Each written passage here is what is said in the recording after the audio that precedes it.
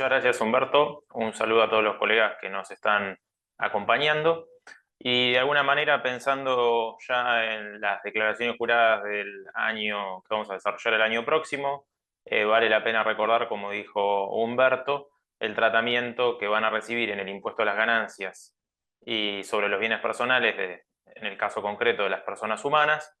eh, las inversiones que los sujetos que adhieren al blanqueo realicen con los fondos depositados en la cuenta cero. Por ese motivo, vamos a primeramente repasar algunos puntos y ya luego nos adentraremos en el tratamiento fiscal. Aquí les voy a dejar a modo de recordatorio solo algunas de las normas que han salido con relación al blanqueo, concretamente las que se vinculan con el tema que me toca desarrollar en el día de la fecha. Adicionalmente, recordamos los tres dictámenes de la Dirección Nacional de Impuestos vinculados al blanqueo y la reciente publicación de un acta de espacio de diálogo de fines de septiembre. Así las cosas, vamos a adentrarnos ya entonces en el repaso de los conceptos que traen como consecuencia luego lo que nos convoca hoy, que es el análisis fiscal de las inversiones. En consecuencia, vale la pena recordar que tenemos que analizar dos escenarios, ¿sí? Si la cuantía del blanqueo es menor a $100.000 o mayor a $100.000, y siempre nos vamos a estar refiriendo a depósito de efectivo en el país o depósito o dinero en el exterior que se trae a la Argentina y se deposita en la cuenta cera. Esas son las premisas de la exposición. Entonces, una vez que tengamos abierta la cuenta cera, hay que recordar que si estamos frente a un depósito menor a $100.000, vamos a hacer el depósito en una o más veces, siempre con antelación a la fecha de finalización de la etapa 1. Entonces acá tenemos la particularidad que se dio con la prórroga del blanqueo, que tenemos dos fechas de corte dependiendo en cuál etapa de ingreso, siempre dentro de la etapa 1, pero tenemos etapa 1A y etapa 1B, por decirlo de alguna manera, que es dinero depositado hasta el 30 de septiembre, o en su caso, dinero depositado hasta el 31 de octubre. Siempre la sumatoria eventualmente de los depósitos hasta el 31 de octubre son menores a $100.000.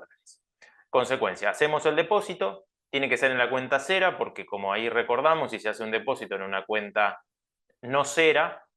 no va a tener los efectos que prevé la ley del blanqueo de exhibición de sanciones, impuestos, etc.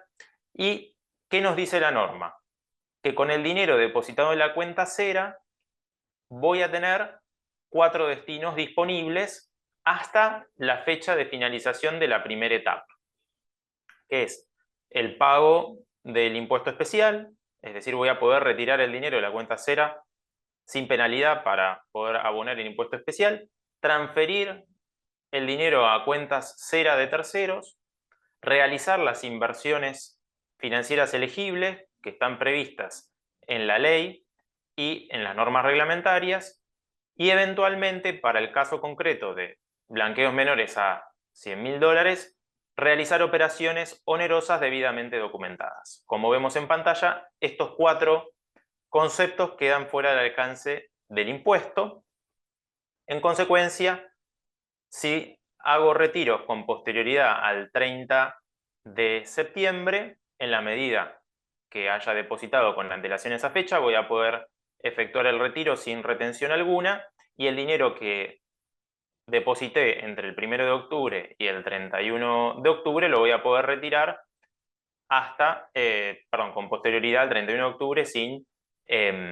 ningún tipo de penalidad o ingreso del tributo. Recordemos que si iniciamos depósitos en septiembre, voy a poder realizar depósitos hasta el 31 de octubre en la medida que no haya retirado fondos de la primera parte de esta etapa 1A que les comenté, conforme surge del decreto reglamentario que estableció la prórroga. Ahora, si el blanqueo de efectivo es mayor a $100.000, como vemos, en la primera parte de esta línea de tiempo tenemos 3 conceptos en lugar de 4. ¿Por qué? Porque vamos a poder seguir usando el dinero para pagar el impuesto, vamos a poder realizar transferencias a cuentas cera de terceros, vamos a poder realizar las inversiones elegibles, pero ya no vamos a poder realizar el retiro del dinero bajo la premisa de operaciones onerosas debidamente documentadas. Luego de la fecha de corte, como dijimos, depende del caso, 30 de septiembre o 31 de octubre, vamos a poder seguir usando el dinero para los mismos tres conceptos. Y en este caso no vamos a tener que sufrir la retención del 5%, pago de impuesto, transferencia cera de tercero o inversiones elegibles. Si realizo el retiro del dinero por otros conceptos con antelación al 31 de diciembre del 2025, tendré que ingresar el impuesto del 5%. Si luego de la fecha mencionada retiro el dinero, ya no tendré que pagar el impuesto. Entonces acá la clave está dada por las inversiones, ¿sí?, que voy a poder hacer. Entonces tenemos que tener en consideración lo previsto en la ley 27743 y concretamente en la resolución del Ministerio de Economía 590 y sus modificatorias, y la resolución que mencioné al principio en la primera filmina, vinculada con la Secretaría de Industria, que se relaciona con el punto 6 de esta pantalla que luego vamos a conversar.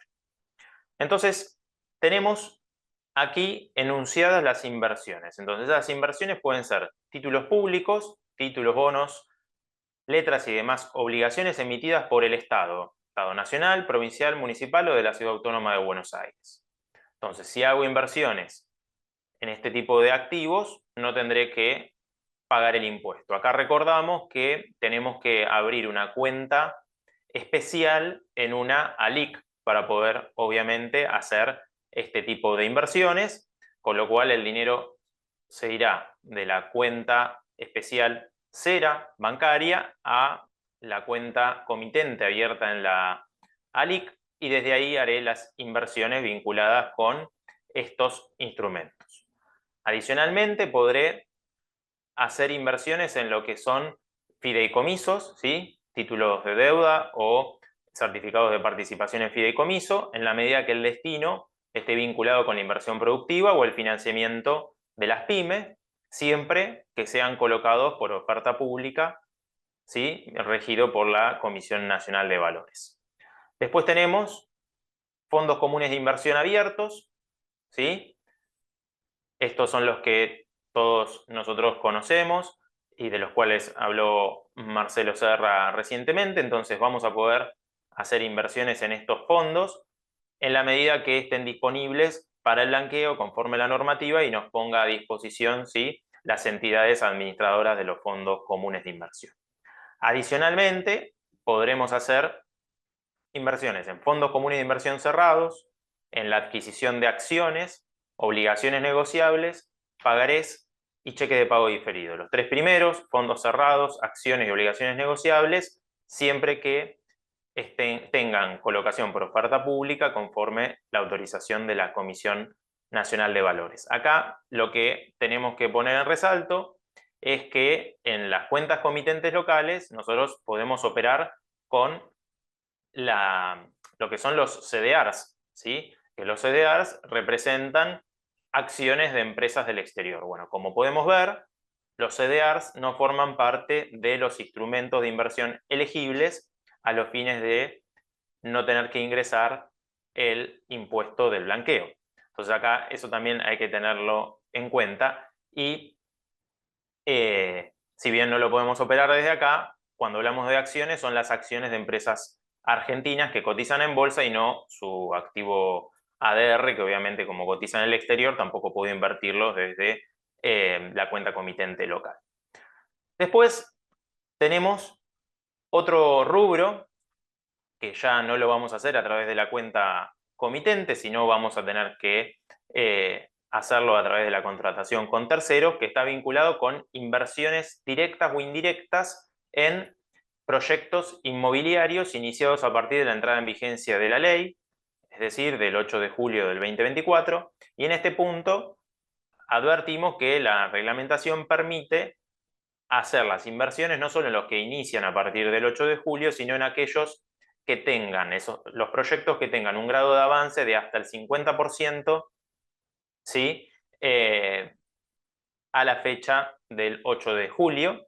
En la medida, obviamente, todos estos proyectos de inversión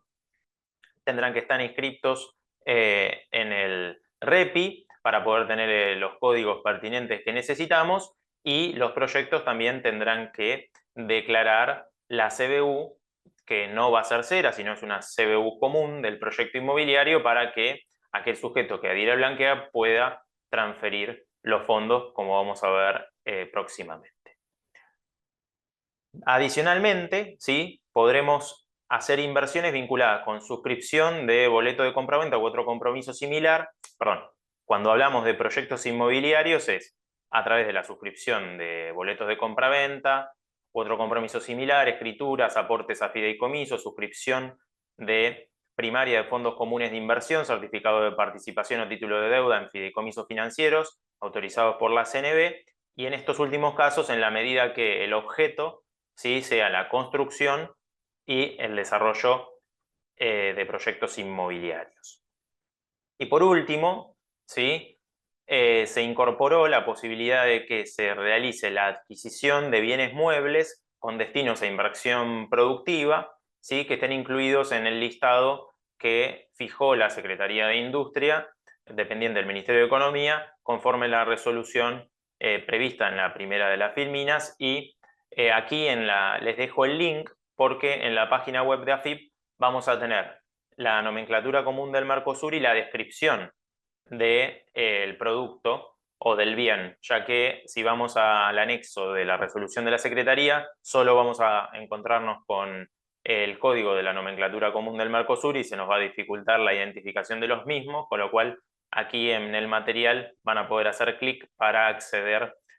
fácilmente a la descripción. Adicionalmente, entonces, a lo que les comentaba, vamos a adentrarnos en dos casos concretos, que es el dinero destinado a proyecto inmobiliario, rápidamente, ya que el tema vinculado al REPI lo pueden ver en ediciones anteriores. Tenemos el depósito en la cuenta cera, vamos a elegir la inversión, que es la inversión en el proyecto inmobiliario. Este proyecto inmobiliario, a través del servicio registro de proyectos inmobiliarios REPI, va a cumplir con las condiciones. ¿Para qué? Para que esa inversión sea elegible, ya que tiene que tener la declaración y documentar ante el fisco, para que así le otorguen los códigos pertinentes de inversión directa o indirecta, de vehículo de inversión o de contrato de locación de obra, si estamos contratando a un tercero para hacer una ampliación, por ejemplo, en una planta industrial. Bueno, una vez que tenemos el código de REPI, que nos va a dar el titular del proyecto inmobiliario, junto con la CBU del proyecto inmobiliario que va a declarar en la AFIP, con esos datos voy a poder ir al banco para que el banco haga la transferencia,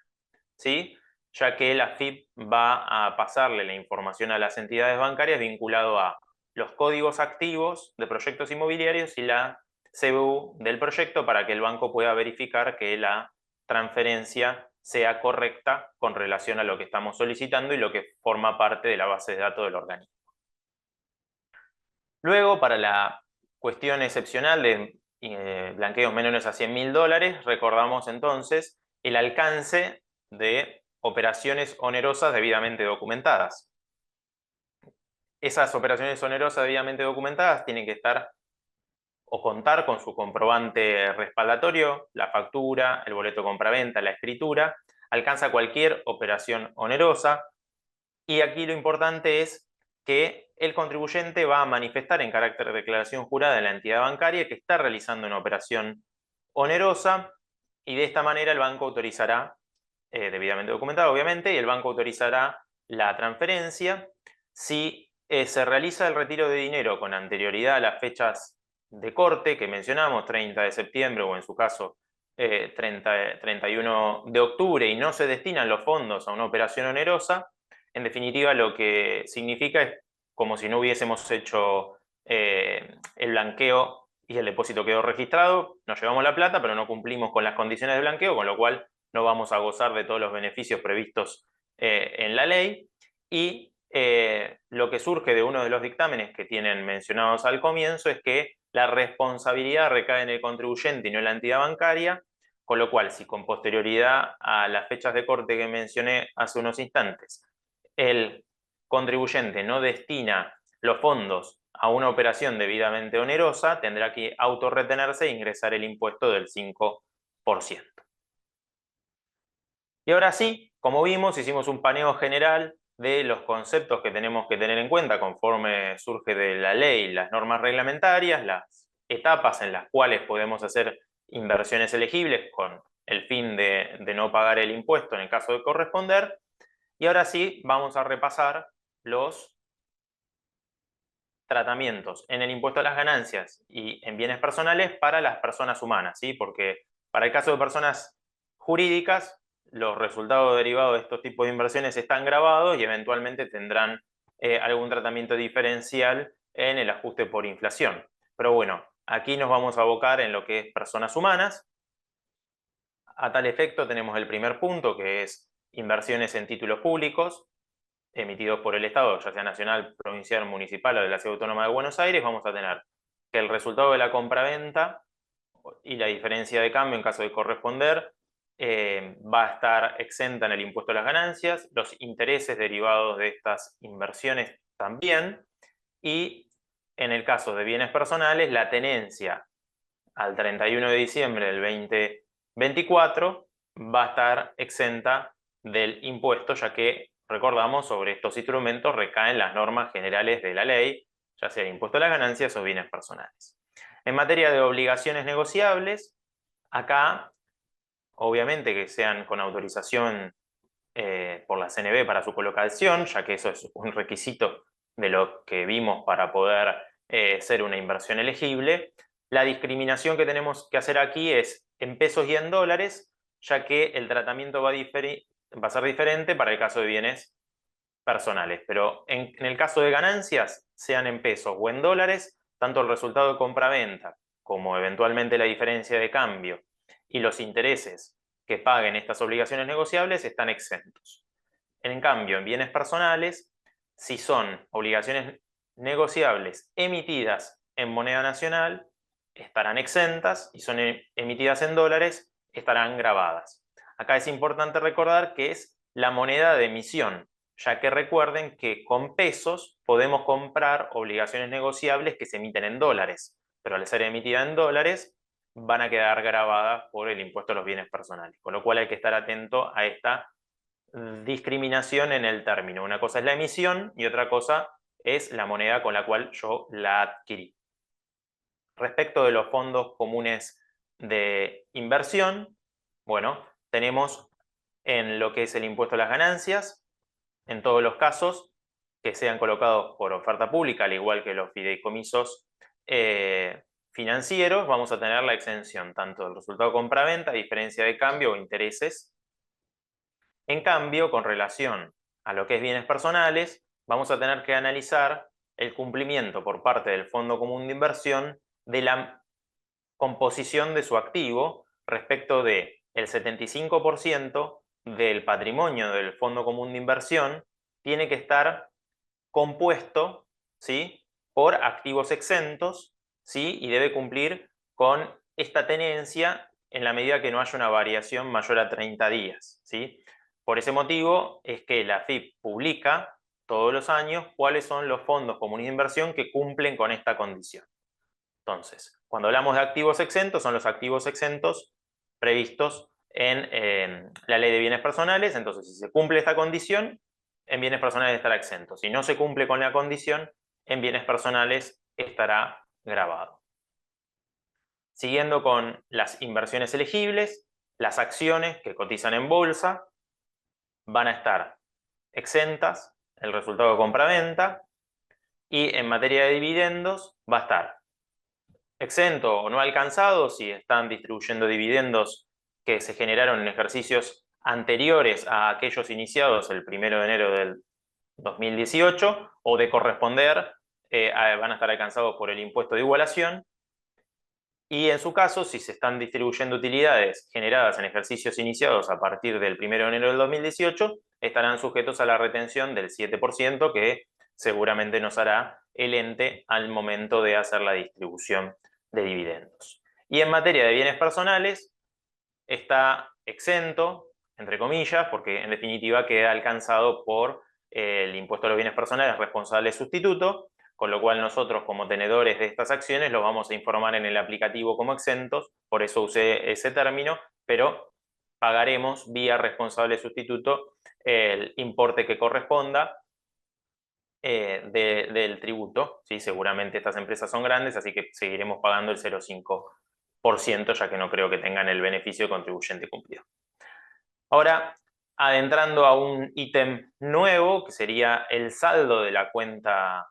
cera y eventualmente los intereses que pueda pagar el banco por la colocación,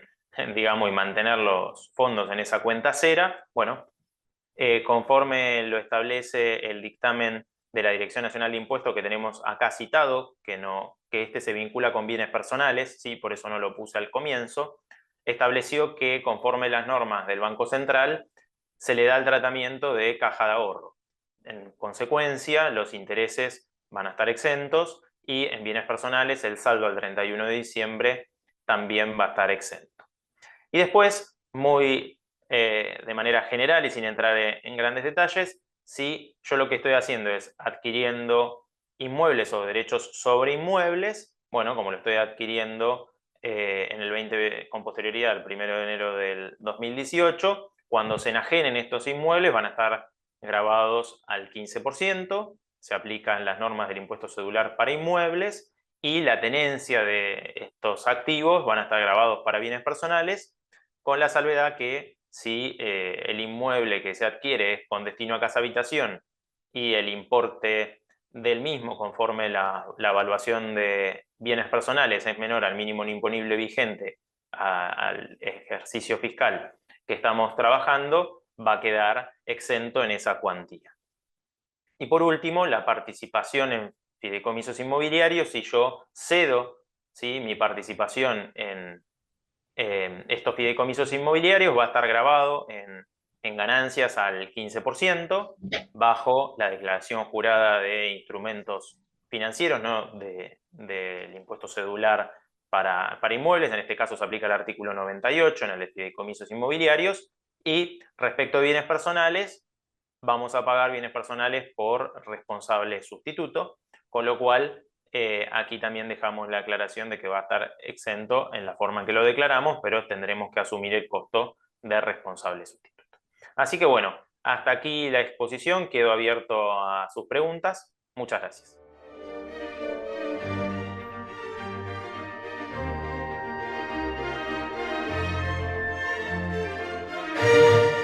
Gracias, Humberto. Bueno, acá tengo 3 preguntas. Dice, un contribuyente que blanqueó más de $100.000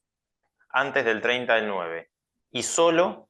paga el impuesto por otros bienes blanqueados desde esa cuenta, ¿no puede comprar un inmueble con esos dólares? Bueno,